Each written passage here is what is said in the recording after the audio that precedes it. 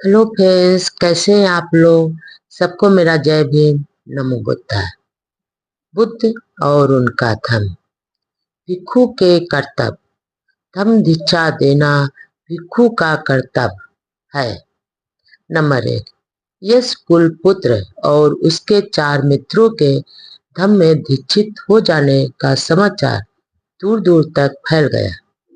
परिणाम यह हुआ कि देश के ऊंचे ऊंचे कुलों के कुलपुत्र और उनसे निचले दर्जों के कुलों के कुलपुत्र भी तथागत के पास शिक्षा ग्रहण करने और बुद्ध तथा धम्म की शरण ग्रहण करने के लिए आने लगे।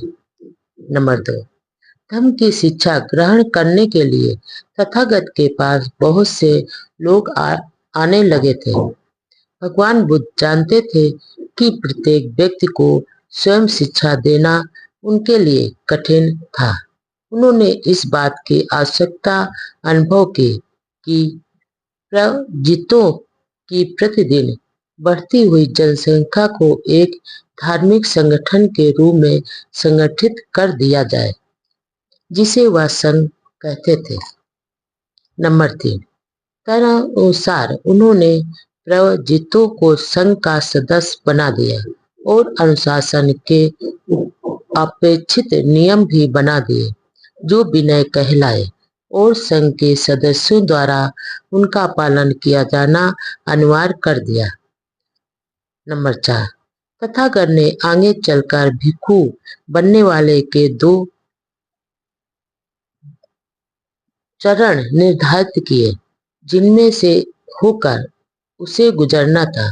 पहले चरण में उसे प्रवजित होना होता था और एक प्रवजित के ही रूप में उसे कई वर्षों तक किसी भिक्षु की देख रेख में रहकर प्रशिक्षण लेना होता था। जब उसका प्रशिक्षण काल समाप्त हो जाता तो उसे उपसंपन्न होने की अनुमति तभी मिलती थी जब वह प्रशिक्षण समिति को संतुष्ट कर देता था कि वह उसके योग्य था। इसके बाद ही वह भिक्षु होता था और उसे संघ का सदस्य बनने की अनुमति मिलती थी। नंबर 5। धम्म प्रचार की आरंभिक अवस्था इस तरह की व्यवस्था बनाए जाने के लिए उपयुक्त नहीं थी। उस समय तथागत ने उन्हें भिक्षु बनाकर प्रचारक के रूप में सभी दिशाओं में इसलिए भेजा ताकि वे कहीं भी और सब जगह उनके धम्म का प्रसार कर सके। नंबर 6। उन्हें धम्म प्रचार के लिए विदा करने से पूर्व तथागत ने कहा, भिक्षुओं, मैं सभी मनुष्य तथा दिव्य बंधनों से मुक्त हूँ। भिक्षुओं, तुम भी सभी दिव्य तथा मानुष बंधनों से मुक्त होकर अब बहुत जनों के हित के लिए, बहुत जनों के कल्याण के लिए, संसार पर अनुकंपा करने के लिए, अच्छाई के लिए, देवताओं तथा मनुष्यों के हित और कल्याण के लिए विचरण करो। नंबर 7। तुम में से कोई 2 व्यक्ति एक दिशा में मत जाओ। भिक्षुओं, इस धम्म की सिद्धांत की देशना करो, जो आदि में कल्याणकारी है, जो मध्य में कल्याणकारी है और जो अंत में कल्याणकारी है। भिक्षु अर्थ और व्यंजन शब्दों से युक्त उत्कृष्ट पूर्णता को प्राप्त और पुण्य जीवन की परिशुद्धता को उद्घोषित करो। नंबर 8। इसलिए प्रत्येक जनपद में होते हुए विचरो, जो अभी धम्म में अधिष्ठित हैं, उन्हें दीक्षित करो। दुख से दंग इस समस्त संसार में विचरो और उनको शिक्षित करो, जो सम्यक उपदेश से अनभिज्ञ हैं। नंबर 9। वहां जाओ जहां महर्षि, राजर्षि, ब्रह्मर्षि रहते हैं और अपने अपने मतानुसार लोगों को प्रभावित करते हैं। नंबर 10। इसलिए यात्रा करते हुए अनुकंपा से भरकर अकेले अकेले जाओ और लोगों को बंधन मुक्त करो और उनको दीक्षित करो। नंबर 11, तथागत ने उन भिक्षुओं को यह भी कहा। नंबर 12, धम्म दान सब दानों से बढ़कर है। धम्म का माधुर्य सब माधुर्यों से बढ़कर है। धम्म का आनंद सब आनंदों से बढ़कर है। नंबर 13, खेत यानी व्रत की घास खरपतवार से नष्ट हो जाते हैं। लोग राग के होने से नष्ट हो जाते हैं, इसलिए धम्म का दान महान फलदायी होता है। नंबर 15, खेत व्रत की घास खरपतवार से नष्ट हो जाते हैं। लोग अभिमान के होने से नष्ट हो जाते हैं, इसलिए धम्म का दान महान फलदायी होता है। नंबर 16, खेत व्रत की घास खरपतवार से नष्ट हो जाते हैं। लोग तृष्णा के होने से नष्ट हो जाते हैं, इसलिए धम्म का दान महान फलदायी होता है। नंबर 17, तब से 60 भिक्षु धम्म प्रचार करने का आदेश प्राप्त कर सभी स्थानों में गए। नंबर 18, तथागत ने उन्हें धम्म दीक्षा के बारे में और भी निर्देश दिए। भिक्षु और उपासक के धम्म में अंतर। नंबर 1, सद्धम्म में भिक्षु के धम्म और उपासक के धम्म में स्पष्ट रूप से अंतर है। नंबर 2, भिक्षु को पत्नी विहीन रहना ही होगा, उपासक को नहीं। उपासक तो विवाह कर सकता है। नंबर 3, भिक्षु का कोई घर नहीं हो सकता, भिक्षु का कोई परिवार नहीं हो सकता। उपासक के लिए यह सब कुछ आवश्यक नहीं है। उपासक का घर हो सकता है, उपासक का परिवार हो सकता है। नंबर 4, भिक्षु की कोई संपत्ति नहीं होती, लेकिन गृहस्थ संपत्ति रख सकता है। नंबर 5, भिक्षु के लिए प्राणी हत्या वर्जित है, गृहस्थ के लिए नहीं। वह विशेष परिस्थिति में जीव हत्या कर ही सकता है। नंबर 6, यूं तो पंचशील के नियम दोनों के लिए ही एक समान है, लेकिन भिक्षु के लिए वे व्रत यानी संकल्प है, वह उन्हें तोड़ नहीं सकता, तोड़ने पर वह दंड का भागी होगा। उपासक ग्रस्त के लिए वे अनुकरणीय शिक्षाएं हैं। नंबर 7, भिक्षु के लिए पंचशील का पालन अनिवार्य विषय है, ग्रस्त के लिए उसका पालन करना इच्छिक है। नंबर 8, तथागत ने दोनों के धम्म में ऐसा अंतर क्यों रखा? इसके पीछे अवश्य ही विशेष अच्छा कारण रहा होगा, क्योंकि बिना विशेष अच्छे कारण के तथागत कभी भी कुछ करने वाले नहीं थे। नंबर 9, तथागत ने इस अंतर का कारण स्पष्ट रूप से तो नहीं कहीं भी नहीं बताया, यह हमारे अनुमान का ही विषय है, तो भी इस अंतर का कारण जानना आवश्यक है। नंबर 10, इसमें कोई संदेह नहीं कि तथागत अपने धम्म द्वारा इस पृथ्वी पर धम्मराज स्थापित करना चाहते थे, इसलिए उन्होंने बिना भेदभाव के सभी को अपने धम्म का उपदेश दिया, भिक्षुओं को भी और गृहस्थों यानी उपासकों को भी। नंबर 11, लेकिन तथागत यह भी जानते थे कि समान लोगों को धम्म का उपदेश देने मात्र से वे धम्म पर आधारित आदर्श समाज की स्थापना नहीं कर सकेंगे। नंबर 12, एक आदर्श के लिए व्यवहारिक होना आवश्यक है और वह व्यवहारिक लगना भी चाहिए, तभी लोग उसके लिए प्रयास करते हैं, उसे प्राप्त करने की कोशिश करते हैं। नंबर 13, इस तरह के प्रयास को आरंभ करने के लिए कोशिश करते हैं। आदर्श के आधार पर कार्यरत समाज का स्वरूप ऐसा होना चाहिए जो सामान्य व्यक्ति के सामने वह सिद्ध कर सके कि आदर्श अव्यवहारिक नहीं है बल्कि साकार होने योग्य है। नंबर 14, संघ तो समाज का एक नमूना है तो तथागत द्वारा उपदेशित धर्म को साकार करता है। नंबर 15, यही कारण है कि भगवान बुद्ध ने एक भिक्षु के धर्म और एक उपासक यानी गृहस्थ के धर्म के बीच भेद रखा। भिक्षु तो तथागत के आदर्श समाज का प्रकाश स्तंभ था और उपासक को यथा सामर्थ्य उस भिक्षु का अनुकरण करना था। नंबर 16, एक प्रश्न और भी है जिसका उत्तर दिया जाना चाहिए और वह प्रश्न है, भिक्षु का जीवन कार्य क्या है? नंबर 17, क्या भिक्षु द्वारा स्वयं को सुसंस्कृत बनाने में ही समय लगाना चाहिए अथवा उसे लोगों की सेवा तथा उनका मार्गदर्शन भी करना है? नंबर 18, उसे ये दोनों ही कार्य करने होंगे।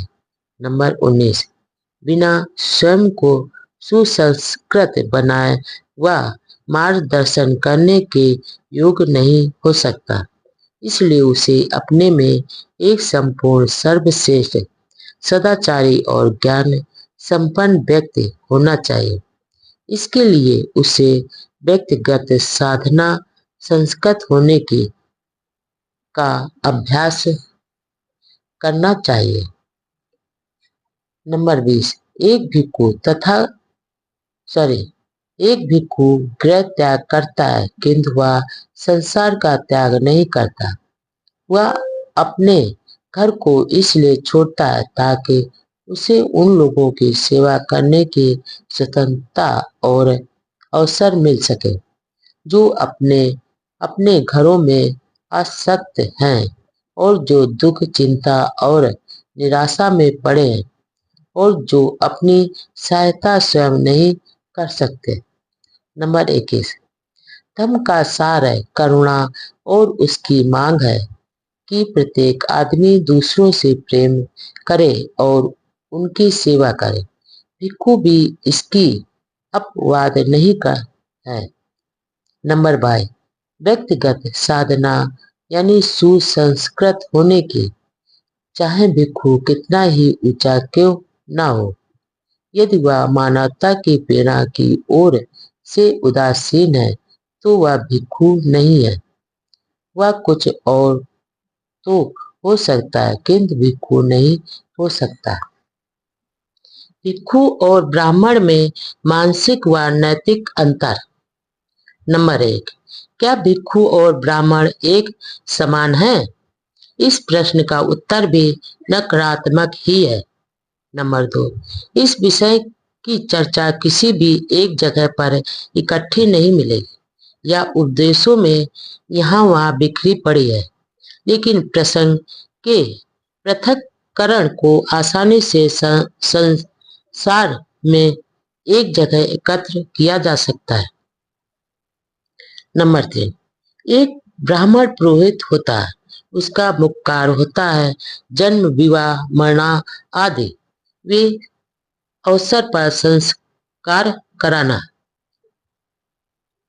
नंबर 4, ये संस्कार आवश्यक हो जाते हैं क्योंकि मूलतः पाप को धोने के सिद्धांत के कारण संस्कार करवाना होता है और इसलिए भी क्योंकि आत्मा तथा परमात्मा में विश्वास किया जाता है। नंबर 5, इन सब संस्कारों के कराने के लिए एक पुरोहित का होना आवश्यक है। एक भिक्षु ना तो किसी मूल पाप में विश्वास करता है और न आत्मा या परमात्मा में, इसलिए उसे कोई संस्कार नहीं करने होते हैं। अतः एक भिक्षु तो पुरोहित नहीं होता। नंबर 6, ब्राह्मण जन्म से ब्राह्मण होता है, भिक्षु बनाना पड़ता है। नंबर 7, ब्राह्मण की जात होती है, भिक्षु की कोई जात नहीं होती। नंबर 8, एक बार कोई ब्राह्मण के घर पैदा हो गया तो वह जन्म भर ब्राह्मण ही रहेगा। कोई पाप या कोई अपराध एक ब्राह्मण को आप ब्राह्मण नहीं बना सकता। नंबर 9, लेकिन एक बार भिक्षु बन जाने पर यह आवश्यक नहीं होता कि वह जन्म भर भिक्षु ही बना रहे। एक भिक्षु बनाया जाता है, अतः यदि वह अपने आचरण द्वारा अपने को भिक्षु रहने के आयोग बना ले तो उसे भिक्षु के पद से हटाया भी जा सकता है। नंबर 10, ब्राह्मण बनने के लिए किसी भी प्रकार का मानसिक या नैतिक शिक्षण अनिवार्य नहीं है। ब्राह्मण से बस यही अपेक्षा की जाती है कि उसे अपनी धार्मिक कथाओं का ज्ञान हो। नंबर 11, भिक्षु का मामला इसके सर्वथा प्रतिकूल है। मानसिक तथा नैतिक प्रशिक्षण उसका जीवन रक्त है। नंबर 12, एक ब्राह्मण अपने लिए असीमित संपत्ति रखने के लिए स्वतंत्र है। दूसरी ओर एक भिक्षु ऐसा नहीं कर सकता। नंबर 13, यह कोई मामूली सा अंतर नहीं है। आदमी की मानसिक और नैतिक स्वतंत्रता पर विचार और कार्य के क्षेत्र में भी संपत्ति कड़े प्रतिबंध का काम करती है या संपत्ति इन दोनों के बीच विवाद उत्पन्न करती है। इसलिए ब्राह्मण हमेशा परिवर्तन का विरोधी रहा है, क्योंकि उसके लिए परिवर्तन का अर्थ है अधिकार की हानि और धन की हानि। नंबर 14, संपत्ति विहीन भिक्षु मानसिक और नैतिक रूप में स्वतंत्र होता है। जहाँ तक उसका संबंध है, इसका कोई निजी स्वार्थ नहीं होता जो उसकी ईमानदारी और सच्चाई में बाधक बन सके। नंबर 15, कहने को तो ब्राह्मण होते हैं, लेकिन प्रत्येक ब्राह्मण अपने में एक अलग व्यक्ति होता है। कोई ऐसा धार्मिक संगठन नहीं हुआ जिसके अधीन हो। एक ब्राह्मण स्वयं में ही कानून होता है।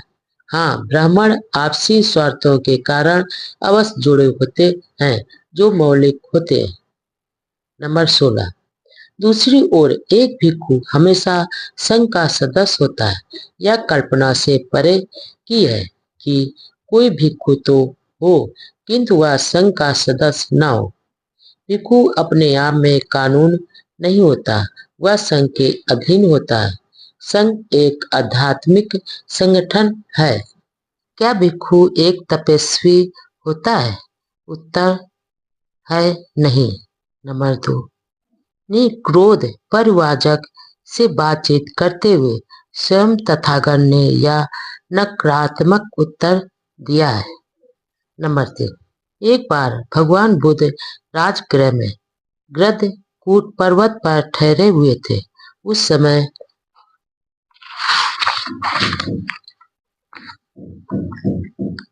उद्बारिक रानी के उद्यान में बहुत से परिवाचकों के साथ निग्रोध परिवाचक रहता था।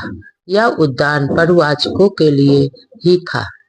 नंबर 4, उस समय भगवान बुद्ध गृद्धकूट पर्वत से नीचे उतरकर मोर निवाप यानी मोरों के चुगने की जगह पर आए और सुम गधा नदी के तट पर टहलने लगे। तब निग्रोध परिवाचक ने तथागत को इस प्रकार टहलते हुए देखा और उसने अपने अनुयायियों को बुलाकर सावधान करते हुए कहा, शांत रहो और शोर ना करो। श्रवण गौतम सुमगधा के नदी तट पर विराजमान है। उसके ऐसा कहने पर परिवाचक चुप हो गए।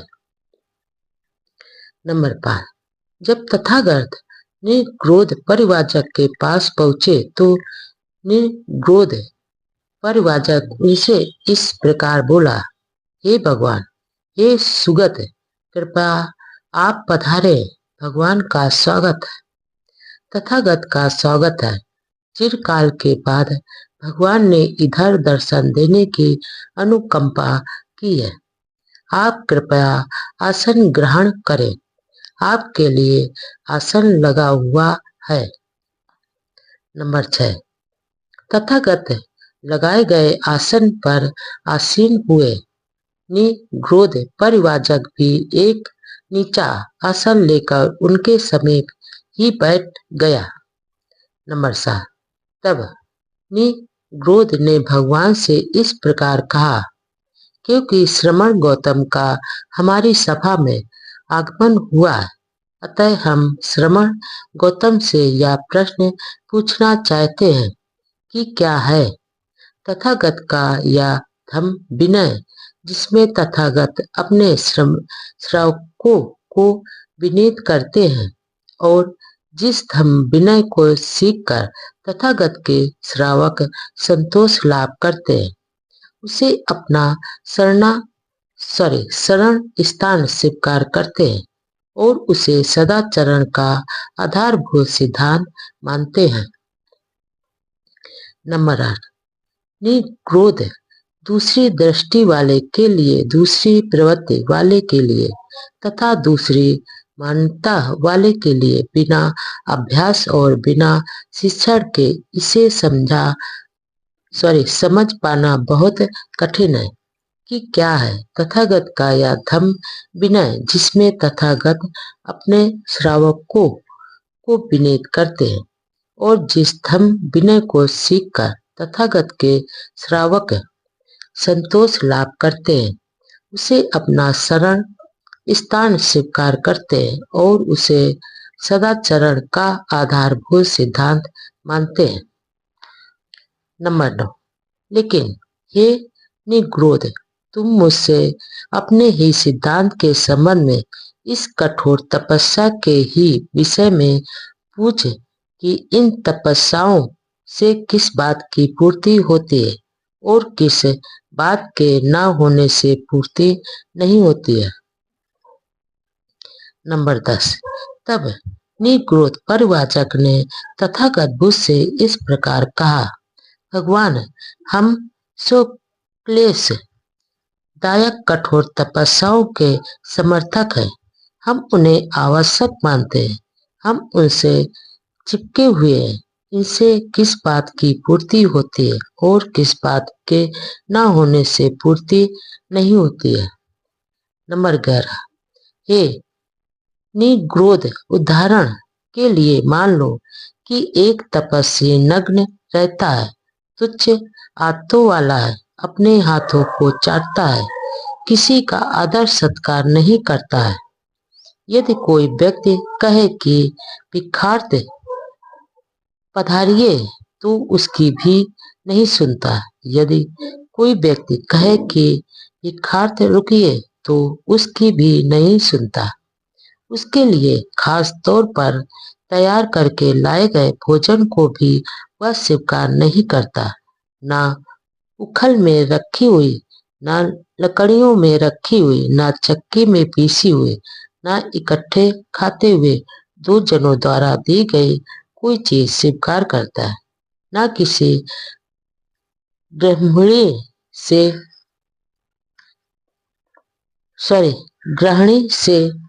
ना किसी दाई से, ना उस स्त्री से जिसने किसी आदमी के साथ संभोग किया हो, ना अकाल में इकट्ठी की हुई भोजन सामग्री, ना उस स्थान से कोई चीज स्वीकार करता है जहाँ कुत्ता हो, ना उस स्थान से जहाँ मक्खियाँ भिन भिना रही हो, ना वह मांस मछली ही स्वीकार करता है, ना वह तेज नशीले पेय पदार्थ ही स्वीकार करता है, ना वह चावल का माड़ ही स्वीकार करता है।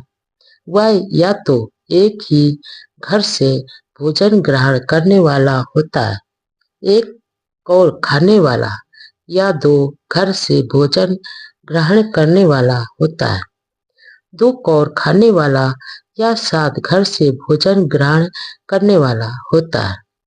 7 कौर खाने वाला व 1, 2 या 7 भिक्षाओं पर गुजारा करता है। वह या तो दिन में एक बार भोजन ग्रहण करता है या 2 दिन में एक बार और या 7 दिन में एक बार। इस प्रकार वह नियमानुसार भोजन ग्रहण करता है।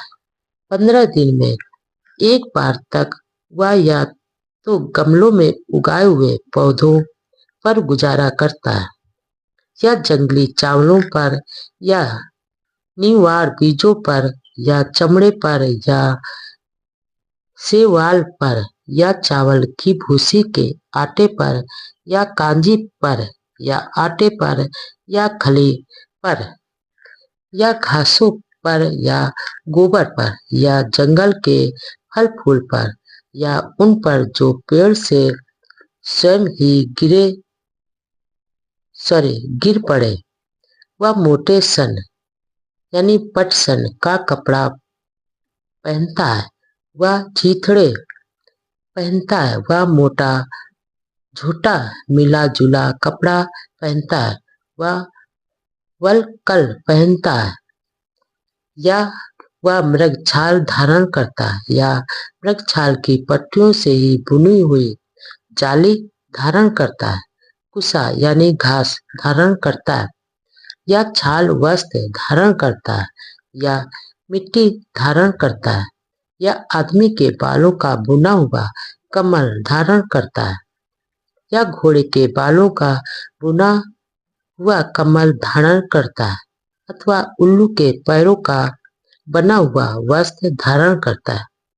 वह अपनी दाढ़ी और बालों का निरीक्षण करने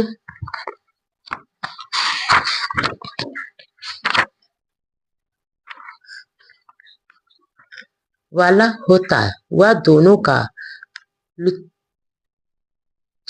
करने वाला होता है। वह निरंतर खड़ा ही रहने वाला होता है।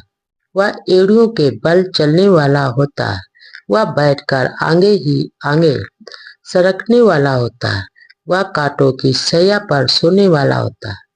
वह लकड़ी के तख्ते पर सोने वाला होता है। वह जमीन पर सोने वाला होता है। वह खुली हवा में रहने वाला होता है। वह कहीं पर भी बैठ जाने वाला होता है। वह पानी यानी गर्म ही पीने वाला होता है और वह होता है प्रायः मध्य और संध्या के समय में स्नान करने वाला।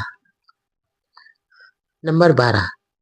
भगवान बुद्ध ने निग्रोध से पूछा, हे निग्रोध, ऐसा सब कुछ करने वाला पर तुम क्या सोचते हो कि स्वक्लेश कारक कठोर तपस्या की पूर्ति हुई या नहीं? भगवान, सचमुच यदि ऐसा हो तो स्वयं क्लेश कारक कठोर तपस्या की पूर्ति हो गई। नंबर 13। हे निग्रोध, अब मैं पुष्टि करता हूँ कि इस प्रकार के स्वक्लेश परक कठोर तपस्या में नाना प्रकार के दोष हैं। नंबर 14। भगवान, इसमें किस प्रकार के दोष हैं जिसकी आप पुष्टि करते हैं? नंबर 15। हे निग्रोध, जब एक तपस्वी तपस्या करता है तो उस तपस्या द्वारा उसे झूठा संतोष हो जाता है कि उसका उद्देश्य पूरा हो गया। निग्रोध, या उसका एक दोष हो जाता है। नंबर 16। हे निग्रोध, और जब एक तपस्वी तपस्या करता है तो उससे वह अपने को ऊंचा और दूसरों को नीचा समझने लगता है। हे निग्रोध, यह भी उसका एक दोष हो जाता है। नंबर 17। हे निग्रोध, जब एक तपस्वी तपस्या करता है तो वह उसी में मस्त और आसक्त हो जाता है और लापरवाह हो जाता है। हे निग्रोध, यह भी उसका एक दोष हो जाता है। नंबर 18। हे निग्रोध, जब एक तपस्वी तपस्या करता है तो उसे उपहार, सम्मान और यश की प्राप्ति होती है उससे उसे झूठा संतोष प्राप्त होने लगता है, जिसके कारण उसे उद्देश्य की पूर्ति दिखाई देती है। यह भी एक दोष हो जाता है। नंबर 19, हे निग्रोध, जब एक तपस्वी को उपहार, सम्मान और यश की प्राप्ति होने लगती है तो उससे वह अपने को ऊंचा और दूसरे को नीचा समझने लगता है। हे निग्रोध, यह भी उसका एक दोष हो जाता है। नंबर 20, हे निग्रोध, जब एक तपस्वी को उपहार, सम्मान या और यश की प्राप्ति होने लगती है तो वह उसी में मस्त और आसक्त हो जाता है, तब लापरवाह हो जाता है। हे निग्रोध, यह भी उसका एक दोष हो जाता है। नंबर 21, हे निग्रोध, जब एक तपस्वी तपस्या करने लगता है तो वह भिन्न भिन्न प्रकार के भोजनों में भेद करने लगता है। यह भोजन मेरे अनुकूल है, यह भोजन मेरे प्रतिकूल है। प्रतिकूल समझे जाने वाले भोजनों को वह जानबूझकर छोड़ देता है। अनुकूल समझे जाने वाले भोजनों के प्रति वह लोभी और आसक्त हो जाता है और उससे चिपका रहता है। वह ऐसा करने में कोई हानि नहीं देता और उन्हें हानि रहित समझकर उनमें रस लेता रहता है।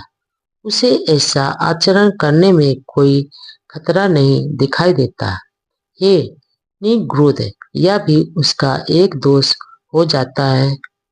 नंबर 22, हे निग्रोध, जब एक तपस्वी उस उपहार, सम्मान और यश की प्राप्ति की चाह के कारण यह सोचने लगता है कि राजागण मेरी ओर आकर्षित होंगे, उनके अधिक अधिकारी गण भी मेरी ओर आकर्षित होंगे, दरबारी आकर्षित होंगे, ब्राह्मण और गृहस्थ आकर्षित होंगे तथा बड़े बड़े आचार्य आकर्षित होंगे, तो हे निग्रोध, यह भी उसका एक दोष हो जाता है।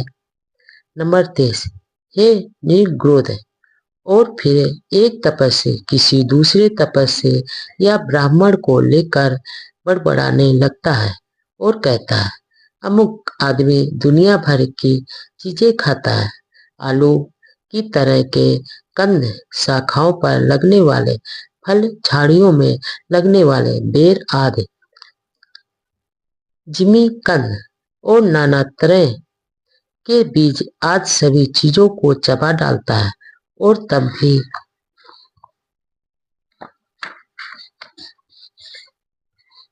लोग उसे संत कहते हैं।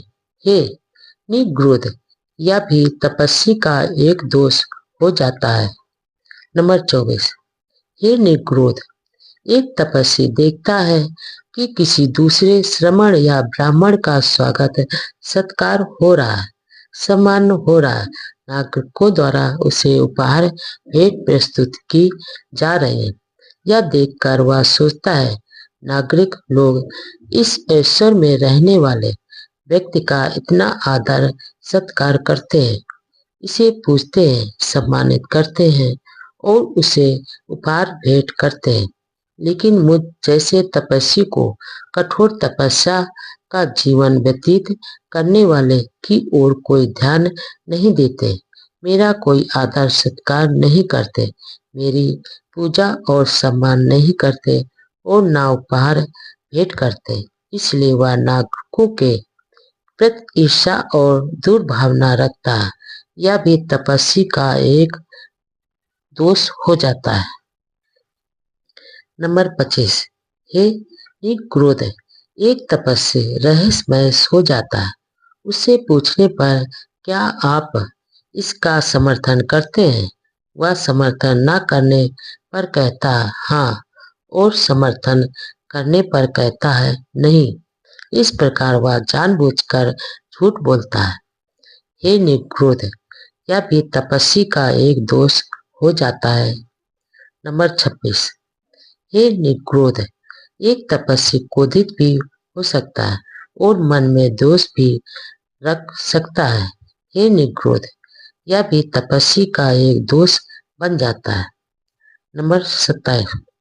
हे निग्रोध, तपस्वी ढोंगी बन सकता है, वंचक बन सकता है, ईर्ष्यालु बन सकता है, बड़बड़ाने वाला बन सकता है, वह बड़ा चालाक बन सकता है, वह बड़ा कठोर हृदय और अभिमानी बन सकता है, वह मन में बुरी बुरी इच्छाएं रखता है और उनका गुलाम बन जाता है, वह मिथ्या धारणाएं बना लेता है और प्राकृतिक बातें करने लगता है, वह अपने अनुभवों की गलत व्याख्या करता है, वह धन लोलुप हो जाता है और बैराग से विमुख होने लगता है। हे निग्रोध, यह भी तपस्वी का एक दाह हो जाता है। नंबर 28। निग्रोध, तुम इस बारे में क्या सोचते हो? क्या ये बातें स्वक्लेश कारक तपस्या का दोष है अथवा नहीं? नंबर 29। भगवान, स्वक्लेश कारक तपस्या में ये सभी बातें निश्चय से दोष वाली हैं। भगवान, यह संभव है कि कोई तपस्वी इन दोषों से अथवा उनमें से किसी एक से ही नहीं अपितु सभी दोषों से युक्त हो। नंबर 30। भिक्षुओं को इन दोषों से मुक्त रहना होता है। भगवान बुद्ध की भिक्षु संबंधी अवधारणा। भिक्षु कैसा हो? भगवान बुद्ध की अवधारणा। नंबर 1। भगवान बुद्ध ने स्वयं ही भिक्षुओं को बताया है कि वे उनसे भिक्षु के रूप में क्या अपेक्षा करते हैं। उन्होंने जो कहा वह इस प्रकार है। नंबर 2। जो स्वयं को पाप से मुक्त किए बिना कसाय वस्त्र पहनने का इच्छुक है, जो संयम और सत्य की उपेक्षा करता है, वह कसाय वस्त्र के योग्य नहीं है। नंबर 3। किंतु उसने स्वयं को पाप से परिशुद्ध कर लिया है, कुशल धर्मों का संचय कर लिया है, जो संयम और सत्य से युक्त है, वही कसाय वस्त्र धारण करने का अधिकारी है। नंबर 4। एक आदमी केवल इसलिए भिक्षु नहीं कहला सकता क्योंकि वह दूसरों से भिक्षा मांग कर खाता है। जो धर्म को पूर्ण रूप से ग्रहण करता है वही भिक्षु है, वह नहीं जो केवल भिक्षा मांगता है। नंबर 5। जो बुराइयों से परे है, जो ब्रह्मचारी है, जो सावधानी पूर्वक संसार में विचारता है, वही अर्थात में भिक्षु कहलाता है। नंबर 6। न केवल अनुशासन एवं व्रत यानी प्रतिज्ञा से, न अधिक अध्ययन से, न ही समाधि से, न अकेले सोने से विमुक्त को प्राप्त किया जा सकता है। इसे सांसारिक सुखों में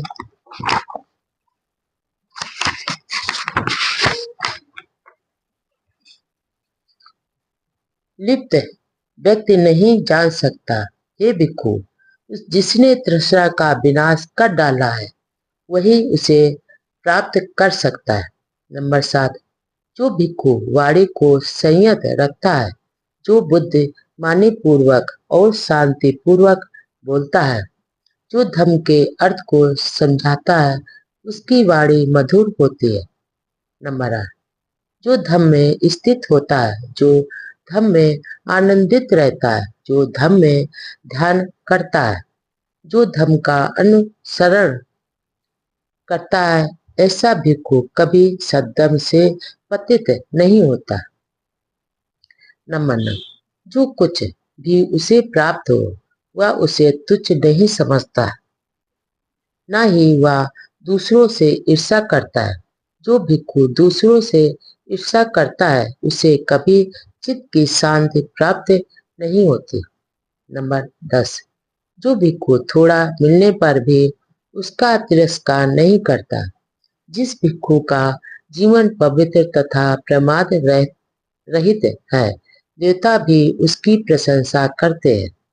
नंबर 11, जिसकी नाम रूप में तनक भी आसक्ति नहीं है, जो किसी वस्तु या व्यक्ति के ना रहने पर शोक नहीं करता, अर्थात में उसे ही भिक्षु कहा जाता है। नंबर 12, जो भिक्षु करुणापूर्ण व्यवहार करता है, बुद्ध के शासन में प्रसन्न है, वह निर्वाण को प्राप्त करेगा। यह ऐसा सुख है जो स्वाभाविक प्रवृत्ति के त्याग से प्राप्त होता है। नंबर 13, हे भिक्षु, इस जीवन रूपी नौका को हल्का कर दे। हल्का कर देने से इसकी गति तेज हो जाएगी। राग और द्वेष का बंधन को काट देने से तुझे निर्वाण प्राप्त होगा। नंबर 14, 5 बंधनों को काट दे, 5 को छोड़ दे, पांचों से ऊपर उठ जा। हे भिक्षु, जिसने पांचों बंधनों से स्वयं को बचा लिया है, वह उद्तीर्ण कहलाता है, अर्थात बाढ़ से बचा हुआ। नंबर 15, भिक्षु, ध्यान लगा, प्रमाद मत कर, सावधान रह, ताकि तेरा चित्त काम सुखों में ही ना घूमता रहे। नंबर 16, बिना प्रज्ञा के ध्यान नहीं और बिना ध्यान के प्रज्ञा नहीं। जिसमें ध्यान है और प्रज्ञा है, वही निर्वाण के समीप है। नंबर 17, भिक्षु, जब अपने एकांतवास में प्रवेश करता है, जब उसका चित्त शांत होता है और जब उसे सद्गम का स्पष्ट साक्षात्कार होता है, तो उसे दिव्य सुख का अनुभव होता है। नंबर 18, और एक बुद्धिमान भिक्षु के लिए यही श्रेष्ठ शुभ आरंभ है। इंद्रिय संयम, संतोष, प्राप्ति, मोक्ष के नियमों का पालन, वह श्रेष्ठ पवित्र जीवन वाले अप्रमादी मित्रों की संगत करता है। नंबर 19, उसे भिक्षा पर निर्भर रहना चाहिए। उसे अपने कर्तव्य पालन में निपुण होना चाहिए, तब वह प्रति प्रमुदित की बहुलता में दुख का अंत कर सकेगा। नंबर 20, हे भिक्षु, अपने को स्वयं जागृत कर, अपनी परीक्षा स्वयं कर। इस प्रकार स्वयं सुरक्षित रहकर और ध्यानी होकर तू सुखपूर्वक रह सकेगा। नंबर 21, क्योंकि तू अपना स्वयं आप ही है, तू स्वयं अपनी शरण है, इसलिए अपने आप को उसी तरह काबू में रख जिस प्रकार व्यापारी अच्छे घोड़े को काबू में रखता है। नंबर 22, जो भिक्षु अप्रमाद में आनंदित रहता है और जो प्रमाद से डरता है, वह आग की तरह अपने छोटे बड़े सभी बंधनों को जलाता हुआ बढ़ता है। नंबर 23, जो भिक्षु चिंतन में आनंदित रहता है और जो विचार शून्यता से डरता है, उसका पूर्णता से भरी स्थिति से पतन नहीं हो सकता। उसे निर्वाण के समीप ही जानो। नंबर 24, गौतम बुद्ध के श्रावक सदैव जागरूक रहते हैं, उन्हें दिन रात बुद्ध का ध्यान रहता है। नंबर 25, गौतम बुद्ध के श्रावक सदैव जागरूक रहते हैं, उन्हें दिन रात धम्म का ध्यान रहता है। नंबर 26, गौतम बुद्ध के श्रावक सदैव जागरूक रहते हैं, उन्हें दिन रात संग का ध्यान रहता है। नंबर 27, गौतम बुद्ध के श्रावक सदैव जागरूक रहते हैं, उन्हें दिन रात अपनी शरीर संबंधी क्रियाओं का ध्यान रहता है। नंबर 28, गौतम बुद्ध के श्रावक सदैव जागरूक रहते हैं, उन्हें दिन रात करुणा का ध्यान रहता है।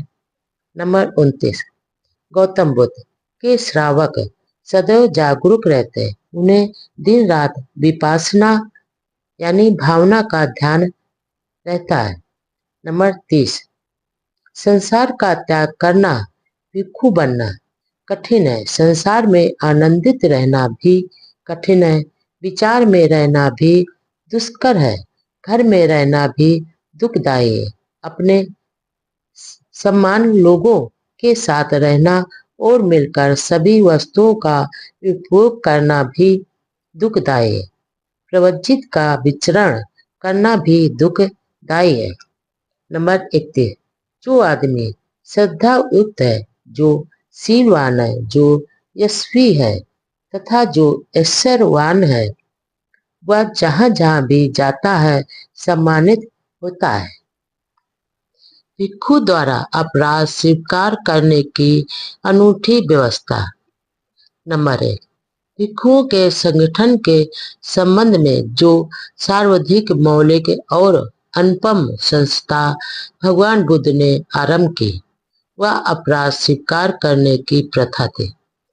यह उपोषत कहलाती थी।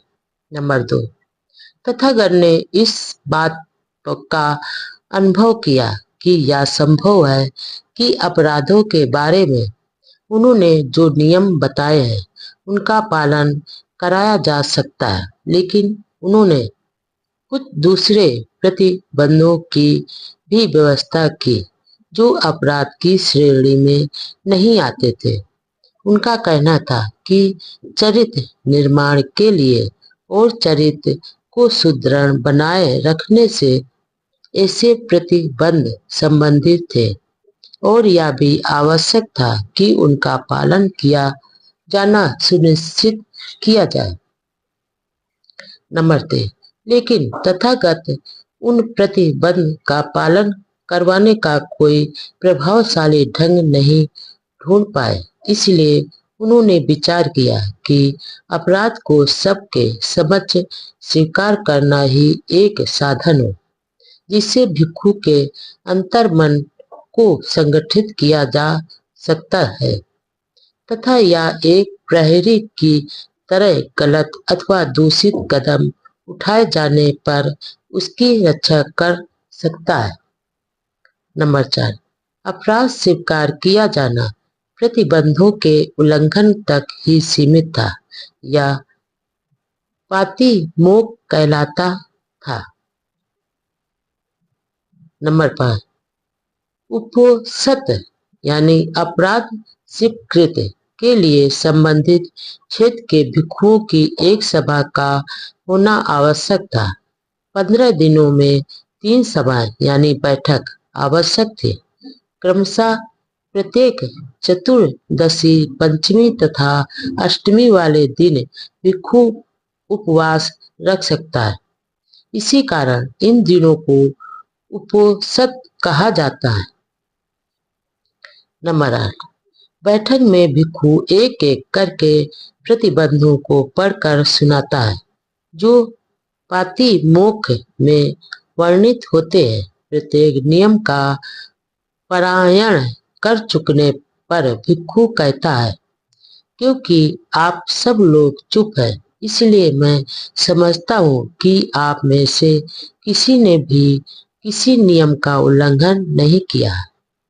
वह 3 बार ऐसा कहता है, उसके बाद अगले प्रतिबंध नियम को पढ़ता है। नंबर 7, भिक्षुणी संघ को भी ऐसी ही उपोषत बैठक करनी होती है। नंबर 8, अपराध स्वीकृत पर आरोप और मुकदमा चल सकता है। नंबर 9, यदि कोई अपराध स्वीकार न करे तो कोई भी भिक्षु नियम उल्लंघन की शिकायत कर सकता है यदि उसने ऐसा होते हुए देखा हो और तब आरोप और उसके बाद मुकदमा आरंभ हो सकता है। भिक्षु और अपराधों की जांच व दंड का विधान। नंबर 1, इन नियमों तथा विधान का बनाया जाना मात्र औपचारिकता नहीं था, उनकी कानूनी स्थिति थी जिसके अंतर्गत निश्चित आरोप तथा उस पर विचार व दंड आते थे। नंबर 2, बिना विविध अदालती विचार के किसी भी भिक्षु को दंडित नहीं किया जा सकता था। नंबर 3, जहाँ पर अपराध होता था उसी जगह के निवासी भिक्षुओं का ही न्यायालय होता था। नंबर 4, न्यायालय के लिए अपेक्षित संख्या यानी गढ़ पूर्ति में भिक्षुओं के अभाव में कोई मुकदमा नहीं चल सकता था। नंबर 5, कोई निश्चित आरोप न लगाए जाने पर कोई मुकदमा वैध नहीं माना जाता था। नंबर 6, कोई मुकदमा तब तक कानूनी नहीं माना जाता था जब तक उसकी सारी कार्रवाई उस व्यक्ति की उपस्थिति में न हो जिस पर आरोप लगाया गया हो।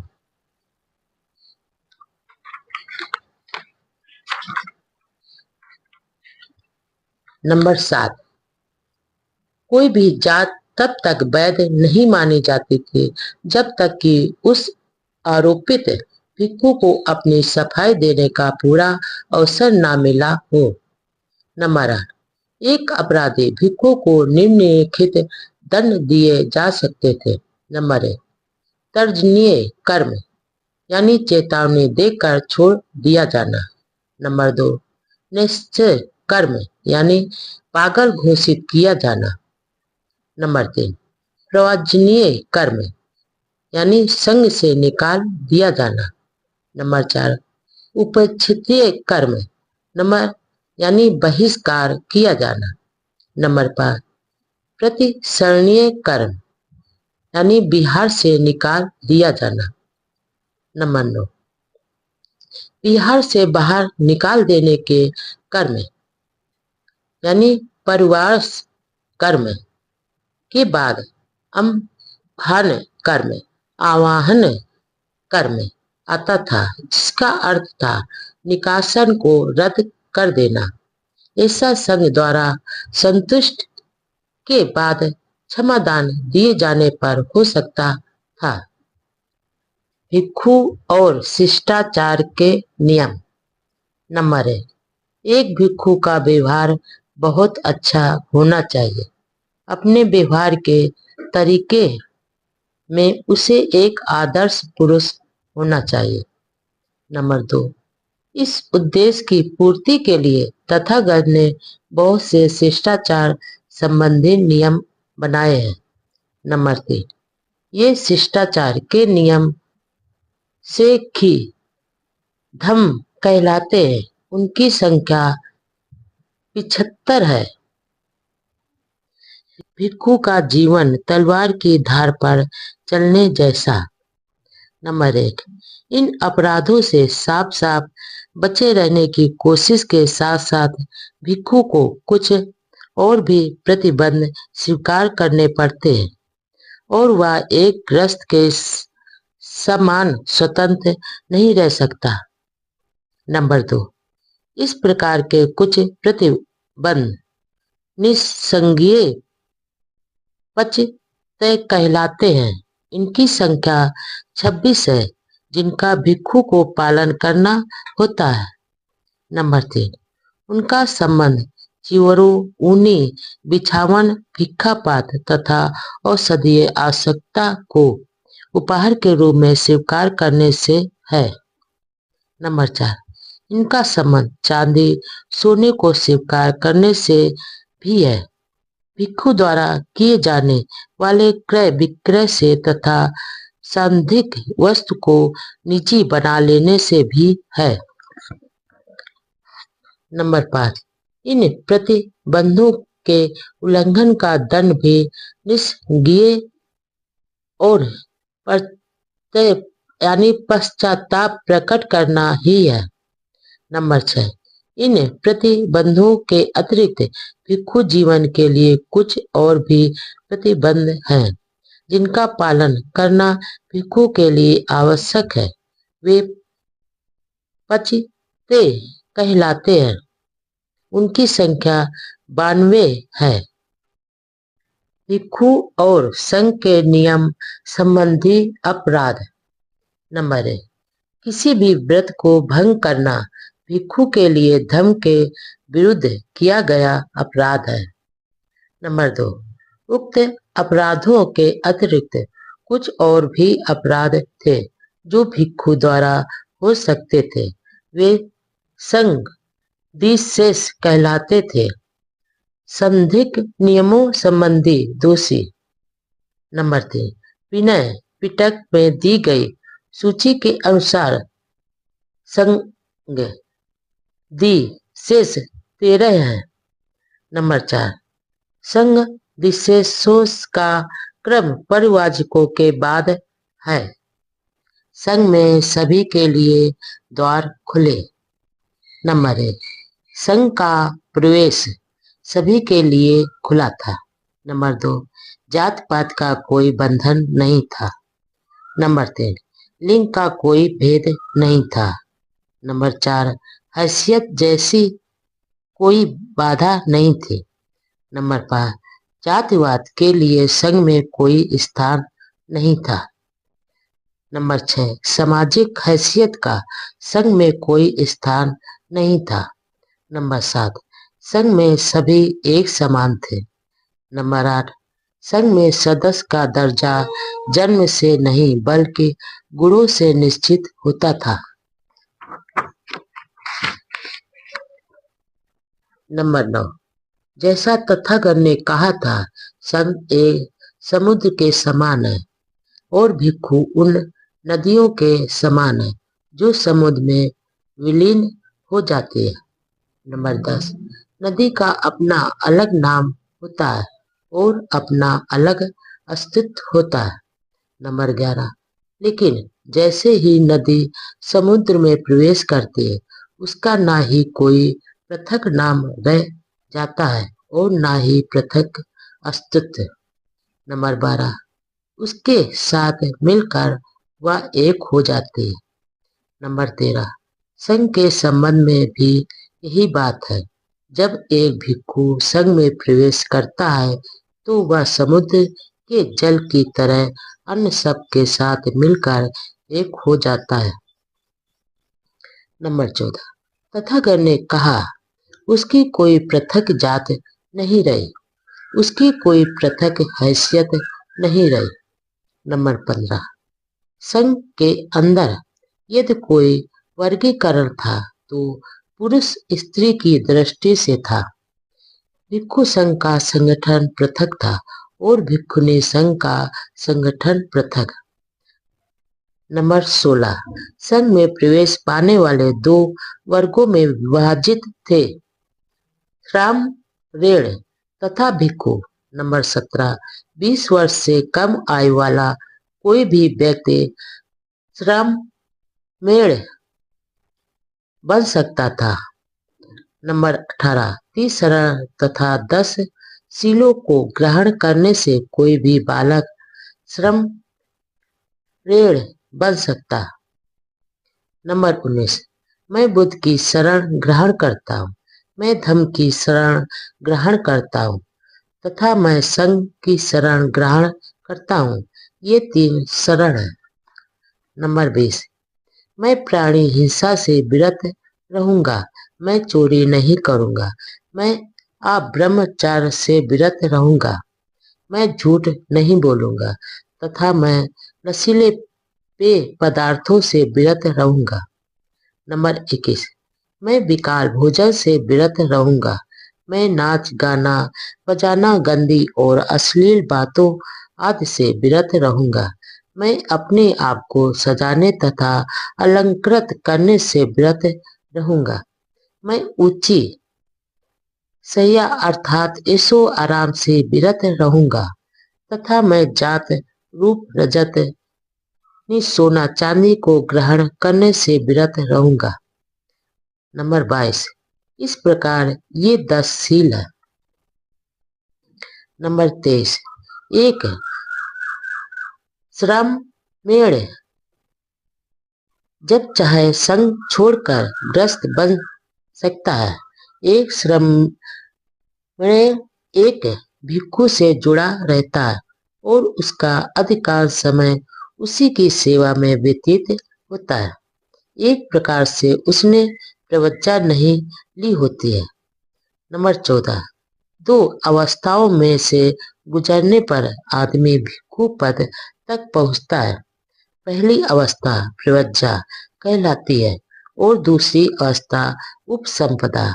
उपसंपन्न होने पर ही कोई व्यक्ति भिक्षु बनता है। नंबर 25। जो प्रार्थी भिक्षु बनने के उद्देश्य से प्रव्रज्जा ग्रहण करना चाहता है, उसे एक भिक्षु की आवश्यकता होती है, जिसे उपाध्याय की भूमिका निभाने का अधिकार होता है। कम से कम 10वीं तक जो भिक्षु रहा हो वही उपाध्याय हो सकता है। नंबर 26। इस प्रकार का प्रार्थी जो उपाध्याय द्वारा स्वीकार कर लिया गया हो परिवाजक कहलाता है और उसे उपाध्याय की सेवा करते हुए उसी के संरक्षण में रहना पड़ता है। नंबर 27। शिक्षण काल समाप्त होने पर उसका उपाध्याय ही अपने परिवाजक का नाम संघ के सामने प्रस्तावित करता है। संघ की विशेष बैठक किसी को उपसंपन्न करने के लिए ही बुलाई जाती है। उपसंपदा के लिए उपसंपदार्थी को स्वयं संघ से प्रार्थना करनी पड़ती है। नंबर 28। संघ पहले इस विषय में अपना संतोष कर लेता है कि प्रार्थी योग्य और सही व्यक्ति है और भिक्षु बनने का अधिकारी है।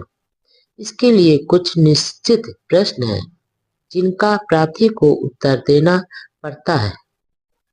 नंबर 29। संघ द्वारा अनुमति देने पर ही उसे उपसंपदा मिलती है और वह भिक्षु बन जाता है। नंबर 30। भिक्षुनी संघ में प्रवेश पाने के नियम भी बहुत कुछ वैसे ही है जैसे भिक्षु संघ में प्रवेश पाने के नियम। नंबर 1। भगवान बुद्ध के श्रावक दो भागों में विभक्त थे। एक तो भिक्षु और दूसरे गृहस्थ श्रावक जो उपासक कहलाते थे। नंबर 2। भिक्षु एक संघ में संगठित थे किंतु वे गृहस्थ नहीं थे। नंबर 3। बौद्ध भिक्षु मुक्ता एक परिवाजक है या परिवाजक संस्था बौद्ध भिक्षुओं से भी प्राचीन है। नंबर 4। पुराने परिवाजक ऐसे लोग थे जिन्होंने पारिवारिक जीवन त्याग दिया था और या केवल इधर उधर घूमते रहने वालों का एक समूह था। नंबर 5।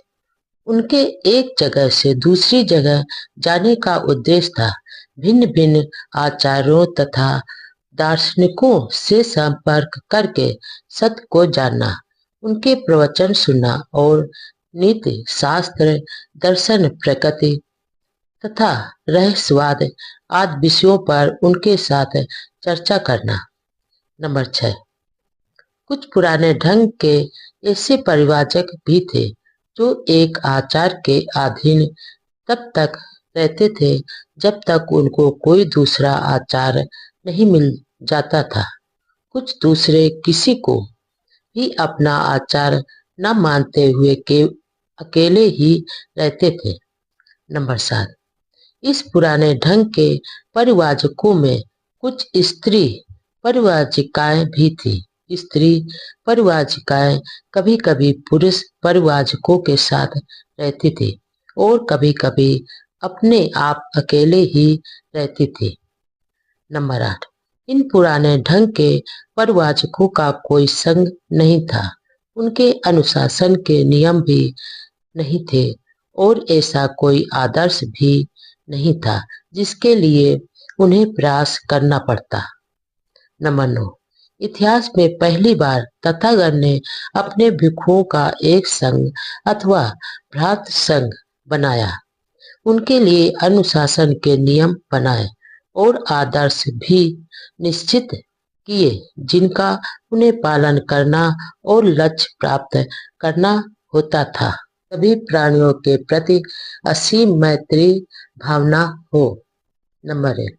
जब युद्ध में विजयी व्यक्ति शांति स्थापित कर लेता है तो भले ही वह पराजित को दास यानी गुलाम न बनाए, फिर भी वह उसे और अपमानित करने को तो अपना अधिकार समझता है। भगवान बुद्ध का इस विषय में स्पष्ट रूप से सर्वथा भिन्न दृष्टिकोण था। उनका यह मानना था कि यदि शांति का कुछ भी अर्थ है तो उसका यही अभिप्राय होना चाहिए कि विजेता अपना यह कर्तव्य समझे कि वह अपनी विजय का उपयोग पराजित व्यक्ति की सेवा करने में ही करेगा। इस बारे में उन्होंने भिक्षुओं को जो कुछ कहा वह इस प्रकार है। नंबर 2, शांति स्थापित हो जाने पर निपुण आदमी के लिए आवश्यक है कि वह स्वयं को योग, मृदुभाषी, दयालु, अभिमान रहित, सीधा, कृतज्ञ आचरण में, अनुशासन युक्त, हाजिर जवाब हट से दूर, घटिया और गिरे आचरण से मुक्त और डांट डपट से दूर आदि गुणों से युक्त सिद्ध करे। नंबर 3, सभी प्राणी सुखी रहे, सभी का कल्याण हो, सभी दुर्बल सबल प्राणी शांतिपूर्वक रहें, बड़े या छोटे प्राणी, आदर्श अथवा निकट एवं दूर रहने वाले, उत्पन्न हो चुके अथवा उत्पन्न होने वाले सभी प्राणी आनंद पूर्वक रहें। नंबर 4, कोई एक दूसरे का अपमान न करे, क्रोध या घृणा के वशीभूत होकर कोई किसी का बुरा ना चाहे।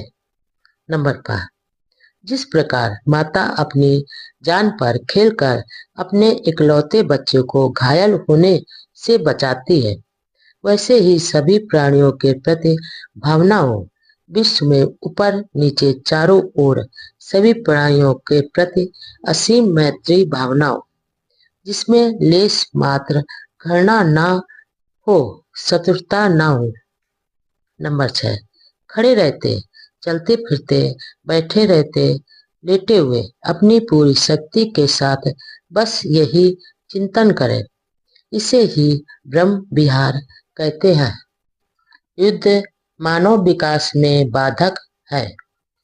नंबर 1, एक बार ऐसा हुआ कि मगध राज अजातशत्रु ने घुड़सवार और पैदल सेना इकट्ठी करके कौशल राज पसे नदी के राज्य के एक हिस्से काशी जनपद पर आक्रमण बोल दिया। पसे नदी ने आक्रमण के बारे में सुना तो वह भी सेना लेकर अजातशत्रु का सामना करने के लिए निकल पड़ा। नंबर 2, दोनों एक दूसरे से लड़े। अजातशत्रु ने पसे नदी को हरा दिया। पसे नदी हार कर वापस श्रावस्ती चला गया। नंबर 3, जो भिक्षु श्रावस्ती नगर से भिक्षा प्राप्त करके लौट रहे थे, उन्होंने भगवान बुद्ध के पास आकर लड़ाई का तथा पसे नदी के हार का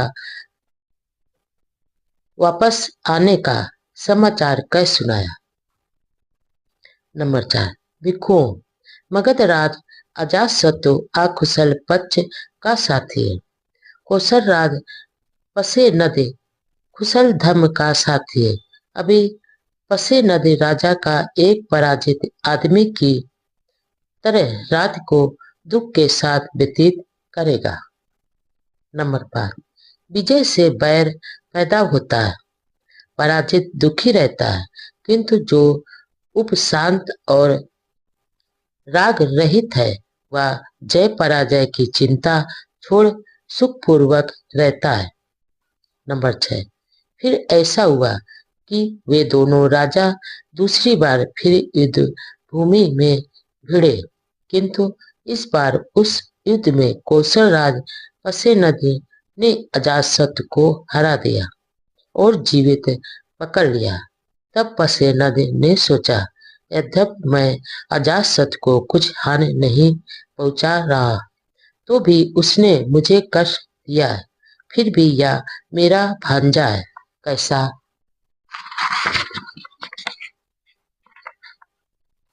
रहेगा यदि मैं उसे जीवित छोड़ दूं। किंतु उसकी सारी सेना हाथी घोड़े रथ और पैदल सेना को अपने अधिकार में ले लूं। उसने वैसा ही किया। नंबर 7, श्रावस्ती में भिक्षा लेकर लौटने पर भिक्षुओं ने आकर तथागत को यह समाचार सुनाया। इस पर तथागत ने कहा, एक आदमी अपने स्वार्थ के लिए दूसरे की यथेच्छ हानि कर सकता है, लेकिन जब उसकी दूसरों द्वारा हानि होती है तो वह लूटने पर फिर से दूसरे की हानि करता है। नंबर 8, जब तक पाप कर्म फल देना आरंभ नहीं करता तब तक मूर्ख आदमी आनंदित होता है, किंतु जब पाप कर्म फल देता है तो वह आदमी दुखी होता है। नंबर 9, हत्यारे को हत्यारा मिल जाता है, दूसरों को हराने वाले को एक दूसरा हराने वाला मिल जाता है, दूसरों को गाली देने वाले को एक गाली देने वाला मिल जाता है। नंबर 10, इस प्रकार कर्म के विकास के फलस्वरूप जो आदमी दूसरे को कष्ट पहुंचाता है वह स्वयं भी कष्ट पाता है। सामाजिक व्यवस्था पर ही निर्भर करती है। नंबर 1, एक समय भगवान बुद्ध राजगृह में गृद्धकूट पर्वत पर ठहरे थे। नंबर 2, उस समय मगध राज वैदेही पुत्र अजातशत्रु बच्चियों पर आक्रमण करना चाहता था। उसने अपने मन में कहा, चाहे वे कितने भी शक्तिशाली क्यों न हो, मैं उन बच्चियों का समूल नाश कर दूंगा। मैं इन वज्जियों को बिल्कुल नष्ट कर डालूंगा। नंबर 3, अतः उसने मगध के प्रधानमंत्री वर्षकार ब्राह्मण को बुलाया और कहा, नंबर 4, ब्राह्मण तुम आओ, अब तुम भगवान बुद्ध के पास जाओ और मेरी ओर से उनके चरणों में अभिवादन करना, फिर उनका कुशल समाचार पूछना कि वे निरोग और स्वस्थ तो हैं और आनंद पूर्वक तो रह रहे हैं। नंबर 5, और जब उनसे कहना कि मगधराज वैदेही पुत्र अजातशत्रु वज्जियों पर आक्रमण करना चाहता है, चाहे वो कितने ही शक्तिशाली क्यों न हो, वह उन वज्जियों का सर्वनाश करके ही रहेगा। नंबर 6, ऐसा कहने पर तथागत जो कुछ भी कहें उसे ध्यानपूर्वक सुनना और आकर मुझे बताना, क्योंकि बुद्धों का कथन कभी असत्य नहीं होता। नंबर 7, वर्षकार ब्राह्मण ने राजा के वचनों को सुना और कहा, जैसा आप चाहते हैं वैसा ही होगा। अनेक सुंदर सुंदर रथ जितवाकर वह गृद्धकूट पर्वत पर जा पहुंचा। नंबर 8, वहां पहुंचकर वर्षकार ब्राह्मण ने तथागत को अभिवादन किया, उनका कुशल समाचार पूछा और राजा की आज्ञा के अनुसार मगध राज का संदेश तथागत को दिया। नंबर 9, उस समय आनंद महाथेर तथागत के पीछे खड़े थे। तथागत ने आनंद को संबोधित किया, आनंद, क्या तुमने सुना है कि वज्जीगण प्रायः अपनी सार्वजनिक बैठकें करते रहते हैं? नंबर 10, आनंद महाथेर ने उत्तर दिया, हाँ भगवान, मैंने ऐसा सुना है। नंबर 11, तथागत ने आगे कहा, आनंद, जब तक वज्जीगण अपनी सार्वजनिक बैठकें करते रहेंगे तब तक उनका पतन नहीं होगा बल्कि समृद्धि ही होगी। नंबर 12, आनंद, जब तक वज्जीगण मिलजुल कर व्यापक स्तर और समय पर सार्वजनिक बैठकें करते रहेंगे तब तक उनका पतन नहीं होगा बल्कि समृद्धि ही होगी। नंबर 13, आनंद, जब तक वे पूर्ण स्थापित नियमों के स्थान पर कुछ नई नया नहीं बनाएंगे, प्राचीन समय से चली आ रही वज्जियों की प्रथा के अनुसार कार्य करते रहेंगे। नंबर 14, जब तक वे अपने ज्येष्ठ वज्जियों का आदर सत्कार करते रहेंगे, उनकी आवश्यकताएं पूरी करते रहेंगे और उनकी बातों को महत्व देना अपना कर्तव्य समझते रहेंगे। नंबर 15, जब तक वे अपने वज्जी गण की किसी वज्जी लड़की या स्त्री को बलपूर्वक या अपहरण करके अपने पास नहीं रोकेंगे। नंबर 16, जब तक वज्जीगण अपने धर्म का आदर और पालन करते रहेंगे। नंबर 17, आनंद, तब तक वज्जियों की वृद्धि ही होती रहेगी, उनका पतन नहीं होगा और कोई उनका नाश भी नहीं कर सकता। नंबर 18, संक्षेप में भगवान बुद्ध ने कहा कि जब तक वज्जीगण प्रजातंत्र में विश्वास करते हैं और प्रजातात्मक ढंग से कार्य करते हैं, तब तक उनके गणराज को कोई खतरा नहीं है। नंबर 19, जब तक तब तथागत ने वर्षकार को इस प्रकार संबोधित करते हुए कहा। नंबर 20, हे ब्राह्मण, जब एक बार मैं वैशाली में ठहरा हुआ था, तब मैंने वज्जियों को ये कल्याणकारी बातें सिखाई थी। नंबर 21, ब्राह्मण बोला, तो हम वज्जियों के कल्याण की ही आशा कर सकते हैं और नत्य कि नहीं, जब तक वे इन शिक्षाओं का पालन करते हैं। वे हे गौतम, तब तो मगधराज वज्जियों को नहीं जीत सकता।